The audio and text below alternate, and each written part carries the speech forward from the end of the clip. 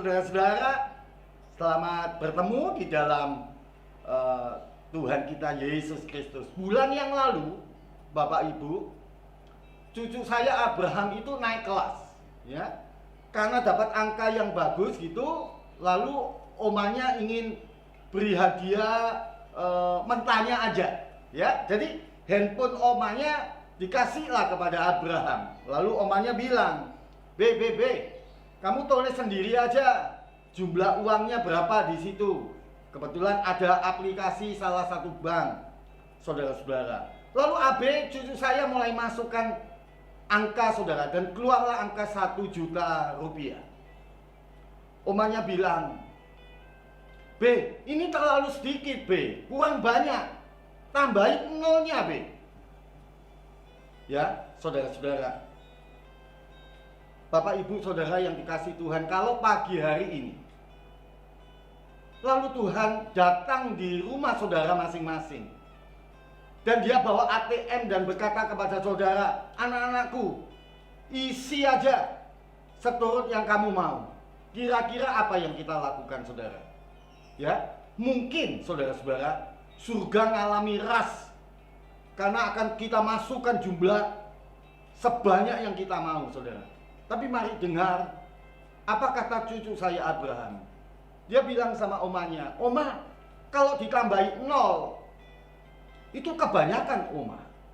Ini aja sudah cukup. Saudara-saudara, memang aplikasi itu jarang dipakai untuk transaksi yang besar, ya. Dan saya baru tahu kalau andai kata Abraham memasukkan nolnya ditambah 1 lagi, maka jumlahnya tidak cukup. Jadi masih pintar omanya sama Abraham, saudara-saudara. Tapi mari dengar apa yang diucapkan oleh Abraham. Dia bilang, ini sudah cukup. Hari ini kita akan belajar sebuah karakter yang menyenangkan hati Tuhan, yaitu rasa cukup. Saya akan membacakan Bapak Ibu Saudara dari 1 Timotius pasal yang ke-6 ayat yang ke-6. Berbunyi, memang ibadah itu kalau disertai dengan rasa cukup memberi keuntungan yang besar. Jadi sebetulnya ayat ini boleh dibaca begini. Kalau ibadah itu tidak disertai rasa cukup, maka tidak memberi keuntungan yang besar. Pagi ini kita akan belajar dari 2 tokoh di Alkitab yang mengajar kepada kita tentang bagaimana kita punya rasa cukup dalam hidup ini. Pertama kita akan belajar dari Paulus.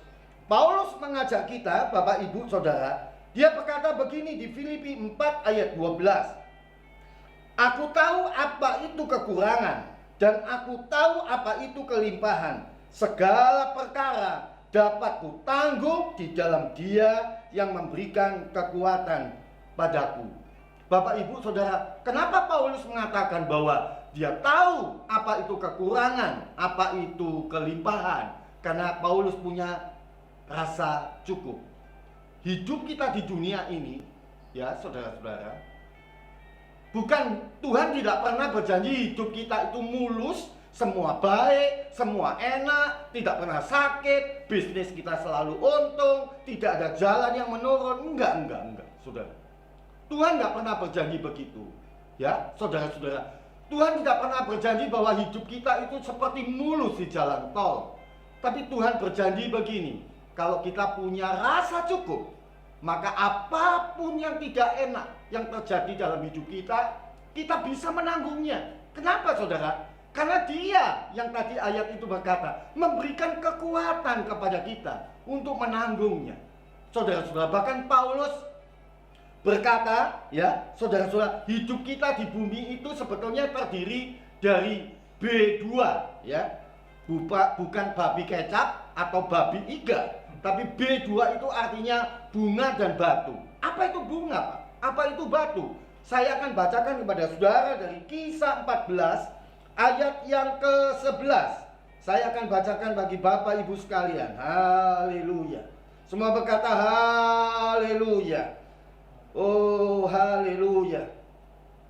Saudara-saudara, di Kisah 14 ayat yang ke-11, ketika orang banyak melihat apa yang telah diperbuat Paulus, mereka itu berseru dalam bahasa Likonia. Dewa-dewa telah turun ke tengah-tengah kita dalam rupa manusia. Barnabas mereka sebut Zeus dan Paulus mereka sebut Hermes karena ia yang berbicara. Ayat 13. Maka datanglah imam dewa Zeus yang kuilnya terletak di luar kota, membawa lembu-lembu jantan dan karangan-karangan bunga ke pintu gerbang kota untuk mempersembahkan korban bersama dengan orang banyak kepada rasul-rasul itu. Bunga dalam tradisi Romawi itu bicara kesuksesan, kehormatan, ya, saudara-saudara, kelimpahan. Jadi seringkali dalam hidup kita ini, saudara-saudara, Tuhan membawa kita itu dalam mengalami yang enak, ya, semua baik, pekerjaan kita lancar, semuanya cukup, saudara-saudara. Tetapi tidak itu aja. Kalau surah loncat di ayat yang ke-19, tiba-tiba apa yang terjadi dengan Paulus? Tetapi datanglah orang-orang Yahudi di pasal yang sama dari Antioquia dan Iconium, dan mereka membujuk orang banyak itu memihak mereka. Lalu mereka melempari Paulus dengan batu dan menyeretnya keluar kota karena mereka menyangka bahwa ia telah mati. Baru saja mengalami bunga, lalu dapat batu. Batu bicara tentang, ya saudara, semua peristiwa yang tidak enak yang terjadi dalam hidup kita. Batu bicara tentang, saudara-saudara, bagaimana kita mengalami masa-masa kita direndahkan dalam keluarga, dalam pabrik, di pekerjaan, di kantor, bahkan di gereja. Kita dikecilkan, bahkan begini, dipandang dengan mata sebelah aja enggak, saudara-saudara. Kelihatannya keadaan tidak makin baik, ya, selalu batu dalam hidup kita. Tapi pagi hari ini saya ingin berkata bahwa, saudara-saudara, kalau hidup kita itu diisi dengan bunga, ya saudara, maka kita akan jadi Kristen yang manja, ya, Kristen yang otot rohaninya nggak kuat. Tapi kalau kita terus dapat batu sepanjang hidup, ya tentu kita akan benjut semua, saudara. Kita akan babak belur. Jadi jangan takut. Paulus mengajak kita bahwa hidup kita itu memang selalu sepanjang hidup di dunia itu diisi dengan yang namanya bunga dan batu. Saudara-saudara, saya suka mengatakan begini. Kalau hari-hari ini saudara sedang direndahkan, ya, tidak dihormati, pekerjaan saudara tidak berhasil, orang tidak memandang saudara dengan mata sebelah sekalipun, saudara jangan takut, ya. Karena apa? Karena Paulus pun mengalami, bahkan Yesus mengalami yang sama, saudara-saudara. Saya suka kata-kata yang sering diucapkan oleh almarhum Gus Dur. Dia mengatakan, gitu aja kok repot, ya kan? Jadi kalau kita itu datang yang tidak enak dalam hidup kita, kita harus mengatakan apa? Gitu aja kok repot. Saudara-saudara, saya mau bersaksi. Berapa tahun ini pelayanan kami di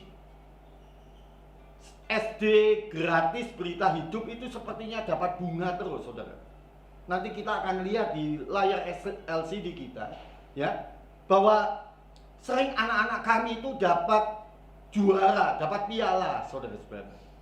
Bahkan tiba-tiba ada sekelompok, saudara-saudara, orang-orang yang berada tiba-tiba membangun sekolah kami yang sudah mau ambruk itu, saudara, jadi sekolah yang bagus seperti yang saudara lihat nanti di LCD. Sekolah itu dipugar jadi bagus dan mereka tidak memperbolehkan kami keluar uang sedikit pun. Seperti bunga terjadi dalam hidup pelayanan kami ini, saudara. Bukan itu aja, sampai Ibu Gubernur kita datang memasangkan sepatu untuk anak-anak kita. Tapi tidak lama kemudian, saudara, datanglah COVID, ya. Dan apa yang terjadi? Para donatur mulai menarik, saudara-saudara, donasi mereka. Lalu kami semua pengurus sekolah itu jadi kepikiran. Saya bilang sama pengurus, jangan sampai dalam situasi yang tidak enak ini, ya, lalu guru-guru tidak sampai bisa makan, ya, saudara-saudara. Saya minta supaya mereka dipikirkan, supaya tetap digaji semampu kita. Saudara-saudara, pagi hari itu saya mendengar Bu Ailing, ya, Pak Jun, Bu Yana sebagai kepala sekolah lagi diskusi ngomong di dalam telepon itu. Dan hari itu, pagi itu saya terus terang agak sedih, saudara. Seperti batu datang dalam hidup saya. Lalu catat ini baik-baik, saudara. 8.30 pagi, setengah 9. Saya itu lagi persiapan pergi ke pabrik, ke kantor, ya. Tiba-tiba di ruang kamar mandi saya itu mau curhat sama Tuhan. Jadi saya itu bilang, saudara-saudara, sama Tuhan, Tuhan, ya, ini duitku, ini kan duitmu, depositoku ini depositomu. Jadi kalau mau Tuhan pakai, sudahlah Tuhan, sak kuat-kuatku, pakai aja semua. Toh semua yang aku punya ini datang dari Tuhan. Tapi Tuhan, pagi hari ini aku mau curhat kepada Tuhan. Saya tidak berbicara, saudara. Seperti banyak saudara tahu, saya itu jarang minta-minta sama Tuhan, ya. Tapi saya cuma curhat. Saya bilang sama Tuhan, Tuhan, saya cuma minta tanda. Apakah pelayanan yang kami kerjakan di SD Berita Hidup itu menyenangkan Tuhan? Ya, saudara, sebab itu penting loh. Buat apa kita pelayanan kalau Tuhan yang kita layani tidak senang dengan pelayanan kita? Saya tanya Tuhan, apakah Tuhan senang dengan pelayanan yang kami lakukan ini? Di SD Gratis Berita Hidup ada 200 sekian murid, saudara, ya, dari anak-anak tidak mampu, anak-anak kaum marginal, saudara, yatim piatu, banyak sekolah di sana. Itu setengah 9, saudara, pagi. Saudara tahu apa yang terjadi? 15 menit kemudian datang seorang sahabat baik saya, saudara-saudara, ya, seorang pengusaha dan juga hamba Tuhan, datang ke rumah saya, saudara, dan dia bawa makanan buat saya. Lalu terjadilah percakapan dan dia tanya tentang sekolah gratis RT Berita Hidup itu, saudara. Dan singkat ceritanya kemudian dia menyebutkan bahwa dia akan usahakan untuk setiap bulan memberi sejumlah nominal yang cukup besar, saudara-saudara, untuk sekolah ini, ya, Bapak Ibu saudara. Saya berangkat ke kantor agak terlambat. Lalu iseng-iseng saya di mobil itu telepon kepada bapak ini. Pak, saya lebih tertarik dengan sebetulnya bagaimana sih bapak kok bisa tergerak tiba-tiba datang ke rumah saya bawa makanan dan akhirnya memberikan donasi jumlah yang cukup besar buat saya. Dan dia bilang, Pak Yusuf, sebetulnya 6:30 pagi saya digerakkan Tuhan untuk datang ke rumah bapak. Ini pengusaha, bukan jemaat di House of Grace, ya, saudara-saudara. Jemaat ini teman baik saya, saudara-saudara. Jadi dia bilang bahwa 6:30 dia digerakkan oleh Tuhan untuk datang ke rumah saya. Artinya apa, saudara? Sebelum 8:30 itu saya curhat, sebetulnya Tuhan sudah memberikan jalan keluar buat saya. Ya, Tuhan sudah menjawab doa saya. Jadi, Bapak Ibu, saya sangat percaya begini, bahwa Efesus pasal yang ketiga ayat yang ke-20 saya ingin membaca buat Bapak Ibu sekalian. Bagi dialah yang dapat melakukan jauh lebih banyak daripada semua. Ada sebuah kata yang hilang di Alkitab saudara, yaitu kata semua. Saya ulangi, bagi dialah yang dapat melakukan jauh lebih banyak daripada semua. Mari semua kita di rumah berkata, semua. Sekali lagi katakan, semua yang kita doakan dan kita pikirkan. Ya, saudara-saudara, all that we ask and think. Jadi sebetulnya saudara-saudara, Tuhan itu sudah menyediakan semuanya. Sekali lagi, kalau hari-hari ini saudara lagi musim di mana banyak batu datang dalam hidup kita, percayalah bahwa Dia sudah menyediakan semua yang kita butuhkan. Bunga dan batu adalah perjalanan hidup kita supaya apa? Supaya makin hari kita ini dibentuk, ya, dengan rasa saudara-saudara cukup. Apa itu rasa cukup? Rasa cukup itu orang Jawa bilang nerimo. Sudah usaha, bukan berarti tidak boleh kerja lebih keras, sekolah lebih keras, ya, belajar lebih rajin, melayani lebih baik, saudara-saudara. Tapi kalau kita sudah usahakan dan itu jatah kita, maka saya percaya begitu. Kalau itu jatah kita, mari pagi ini kita belajar punya rasa cukup atas apa yang Tuhan berikan kepada kita. Yang kedua, kita belajar dengan cepat dari seorang yang tinggal di kota Betania. Kenapa harus di kota Betania, saudara-saudara? Ya, bahkan kalau saudara lihat di Alkitab, Yesus itu naik ke surga di kota Betania. Ada apa di kota Betania? Ya, apakah tidak ada kota yang lebih wow, yang lebih spektakuler untuk Yesus naik ke surga? Alkitab saya berkata bahwa Dia sering mengunjungi kota Betania. Untuk apa, saudara? Karena di kota Betania tinggal 4 sahabatnya, 4 sahabat baik Tuhan. Pagi ini saya ingin berkata kepada Bapak Ibu sekalian bahwa jangan puas cuma jadi orang Kristen yang cuma bisanya itu minta-minta kalau perlu, ya, minta-minta sama Tuhan kalau dia butuh. Tapi pagi ini ada pesan khusus buat kita. Jadilah orang-orang Kristen yang menjadi sahabat-sahabatnya Tuhan. Karena saya percaya, saudara-saudara, kalau saudara sahabat-sahabatnya Tuhan, ada berita baik. Yesus akan sering mengunjungi hidup kita. Waktu apa?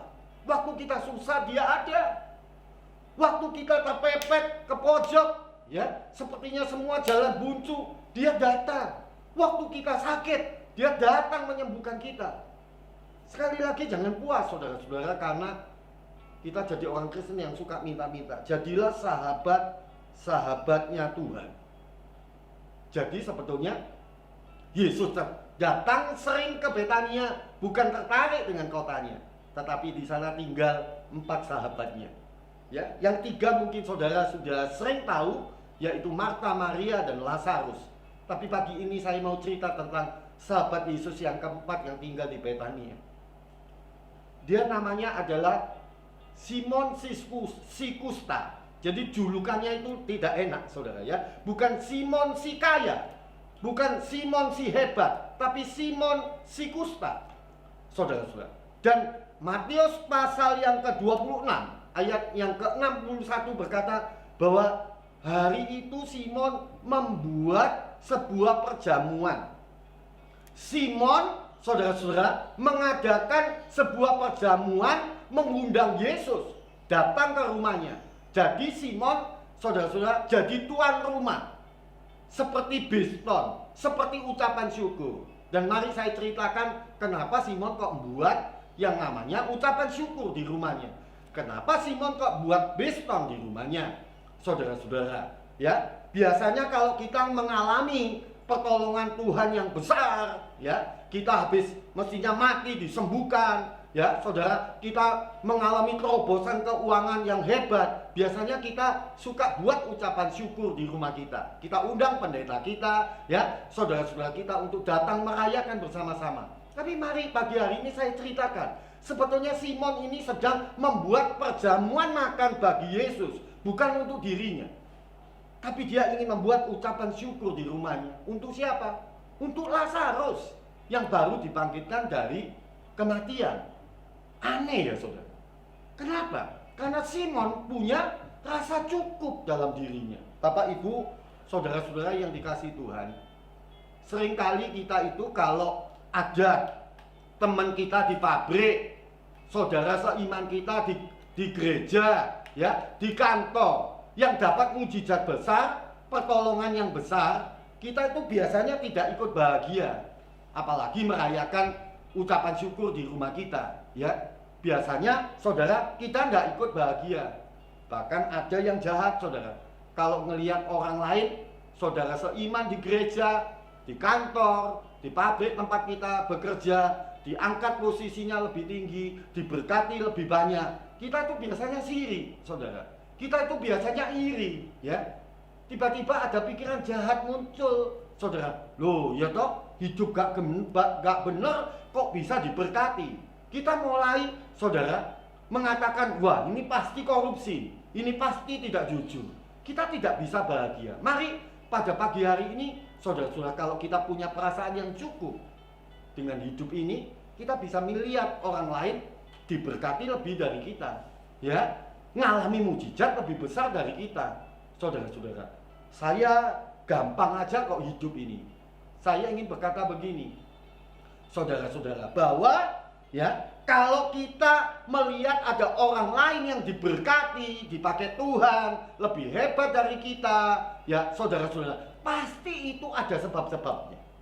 Begitu juga sebaliknya, kalau kita belum mengalami seperti dia, kalau kita belum diberkati seperti dia, kalau kita belum diurapi, dipakai Tuhan seperti dia, juga pasti ada sebab-sebabnya, saudara-saudara. Saya percaya itu gampang aja kok saudara. Kalau itu jatah kita, mari semua berkata dengan saya, jatah kita. Kalau itu jatahnya kita, ya, kalau rezeki berkat itu memang jatahnya kita, saudara-saudara, ya. Dan kalau waktunya sudah sampai, nggak usah dikejar, sudah pasti balik ke kita, pasti sampai ke kita, saudara-saudara. Jadi tidak perlu ribut sama jatahnya orang lain, sama berkatnya orang lain. Jangan pakai siasat-siasat atau trik-trik, ya saudara. Jangan pakai akal bulus, bahkan menghalalkan segala cara, mengorbankan orang lain. Saudara-saudara, tunggulah. Kalau itu, sekali lagi, kalau itu jatahnya saudara, sudah pasti balik kepada saudara. Saudara-saudara, ya. Yusuf di rumah Potifar tidak mengambil dan tidak memanfaatkan peluang sekecil apapun. Yusuf hanya menerima sebesar, ya, gaji yang ditetapkan atasnya. Dia tidak mengambil kesempatan dalam kesempitan. Meskipun tante Potifar berusaha mendekati dia, sebetulnya dia bisa mengambil kesempatan dari situ, tapi Yusuf tidak mau. Dan karena jatahnya memang posisi nomor 2 itu untuk Yusuf, meskipun masuk penjara tetap balik kepada Yusuf berkat itu. Dan kita tahu dia diangkat sebagai orang nomor 2 di Mesir. Ya, Bapak Ibu, saya tidak sharing panjang, tapi saya ingin mengatakan begini, jadilah orang yang punya rasa cukup, jangan jadi orang yang nggak pernah cukup, saudara-saudara. Sekali lagi, bukan berarti saudara tidak boleh berusaha lebih, tidak boleh saudara-saudara sekolah lebih. Tapi kalau Tuhan sudah tetapkan jatah kita, mari pagi hari ini kita belajar punya rasa cukup kepada Tuhan. Dan pasti Tuhan mencukupkan semua kebutuhan kita, Bapak Ibu. Saya ingin tutup dan kembali kepada cerita cucu saya Abraham. Saudara-saudara, pada waktu saya mendengar bahwa dia berkata kepada omanya, jangan oma, kalau ditambahin 01 10 juta ini kebanyakan, 1 juta aja sudah cukup. Saudara mau tahu saudara, timbul di hati kami ini, gimana ya supaya caranya bisa memberkati Abraham itu lebih banyak. Ya, kepinginnya kasih hadiah dia lebih lagi saudara. Dan saya percaya gini, kalau pagi hari ini saudara memiliki rasa cukup dalam hidup ini, jangan khawatir yang lain. Tuhan pasti menyukupkan saudara dengan limpahnya. Tuhan memberkati Bapak Ibu sekalian, ya, biar mulai pada pagi hari ini kita belajar untuk punya rasa cukup kepada Tuhan. Kita akan naikkan sebuah pujian dan saya akan menutup di dalam doa dan mendoakan kita semua. Haleluya. Haleluya. Oh ralamaka syadaralamata. Oh ralamata.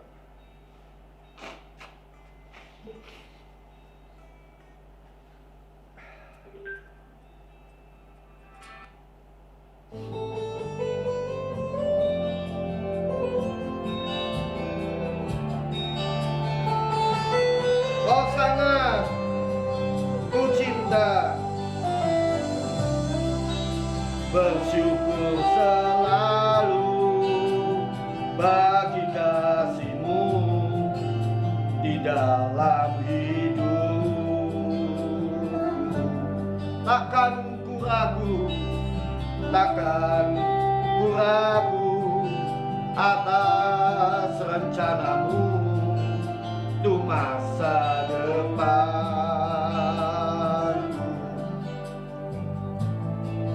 Sebagai Bapa yang baik, takkan pernah kau melupakanku. Oh, sebagai Bapa yang sangat baik, takkan pernah kau meninggalkanku. Ku kan menari dan bersuka karenamu, oh Yesusku, dan ku kan minum airmu bagai rusa rindu. Selalu ku hidup dalammu dan hidupmu dalamku, oh Yesus. Kau sangat ku cipta. Mari kita berdoa. Ralamata kasekira lama. Oh, haleluya. Mari Bapak Ibu Saudara, di rumah kita masing-masing kita mari menaruh tangan kita di dada dan datang kepada Tuhan. Kalau hari-hari ini saudara, bukannya bunga-bunga yang datang dalam hidup kita, tapi mungkin hari-hari ini dalam wabah corona ini ada banyak batu kesusahan datang dalam hidup kita. Ya, batu penyakit, batu kekurangan, dihina orang, direndahkan orang, dipandang bahkan bukan dengan mata sebelah sekalipun. Ayo berdoa datang pada Tuhan. Mari kita membuka tangan kita dan kita berkata terima kasih karena berkat-Mu cukup buat aku. Mari kita mengangkat tangan kita dan datang kepada Tuhan. Mari berdoa dengan saya bersama-sama saudara. Bapa kami yang baik, kami ingin mengatakan bahwa bunga dan batu sering silih berganti datang dalam hidup ini. Bunga dan batu tidak terlalu penting bagi kami, tapi kehadiran Tuhan dalam hidup kami setiap hari itu lebih dari cukup buat kami. Terima kasih pada waktu kami mengalami masa-masa yang penuh dengan batu-batu yang tidak enak dalam hidup ini. Engkau hadir di tengah-tengah hidup kami.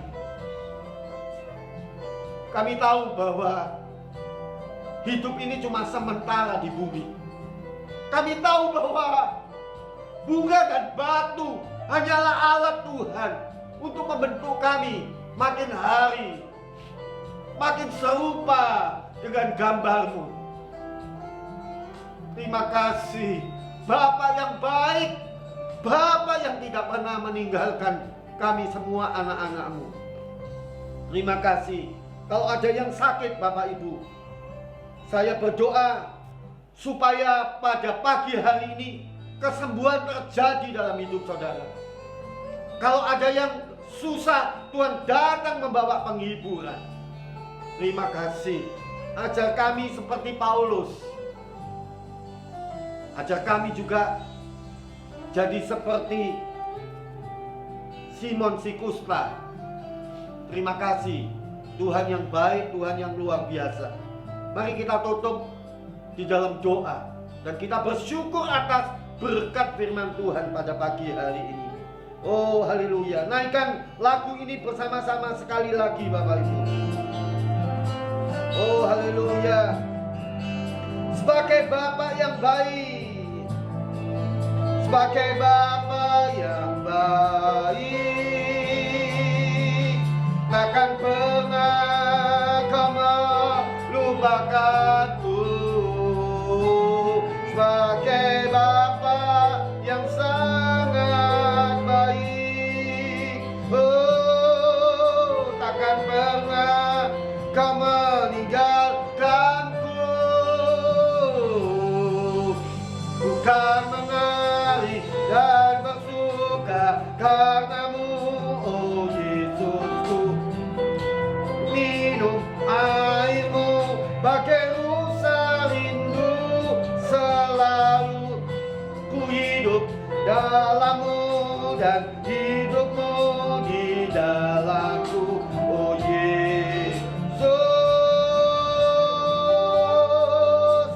Kau sangat ku cinta.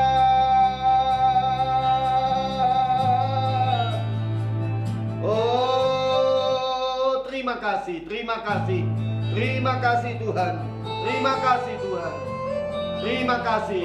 Kami terus menerima hadirat Tuhan. Kami menerima rasa cukup yang Tuhan berikan kepada kami. Terima kasih di dalam nama Tuhan yang kami sembah, Tuhan yang kami cintai, yaitu Yesus Kristus. Kami sudah berdoa dan mengucap syukur. Mari semua berkata dengan saya, katakan amin. Tuhan memberkati saudara.